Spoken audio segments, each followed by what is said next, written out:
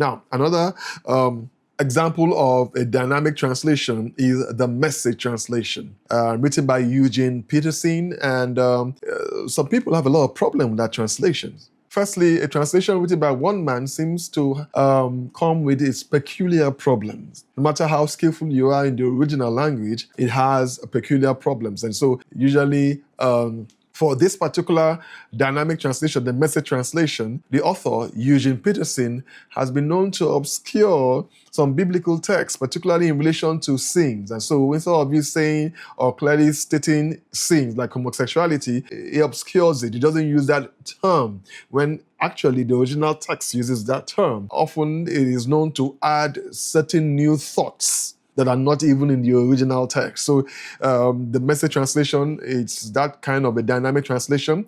The Living Bible is another example of a dynamic translation. The one-man translation is known as a paraphrase by Kenneth N. Taylor. And a lot of times, biblical scholars see his work as being off base from the original Hebrew and Greek text of the Bible. So the New Living Translation is an upgrade of the Living Bible and was published by the Tyndale House. And they claim that they are trying to make that translation as close to the original as possible. But needless to say, scholars find it way off from the original translation. Often it's believed to go astray into interpretation rather than translation. And talk about interpretation rather than translation brings me to the last I want to talk about, the Amplified Bible.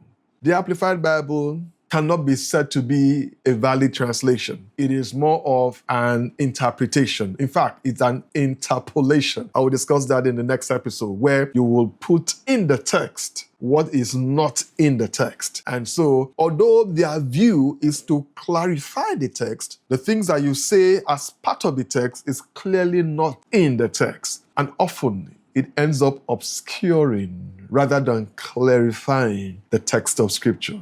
And I would say clearly that simplicity is not its strongest suit when it comes to the Amplified Bible. And so it is regarded as a dynamic translation. It is not formal.